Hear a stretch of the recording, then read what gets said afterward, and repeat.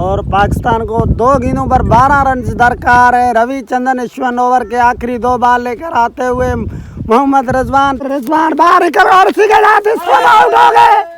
और पवेलियन से चाचा इफ्तिखार अहमद नमूदार होते हुए देखते हैं क्या कर पाते हैं चाचा। पाकिस्तान हार चुका है लेकिन 2 बॉल हो गया तो ये पाकिस्तान में। और अब इफ्तिखार बैटिंग के लिए तैयार होते हुए आखिरी गेंद पर 12 रन चाहिए। रविचंद्रन अश्विन इस गेंद की आखिरी बॉल लेते हुए गेंद पर 12 रन को इफ्तिखार अहमद ने बाउंड्री से बाहर पहुंचा दिया।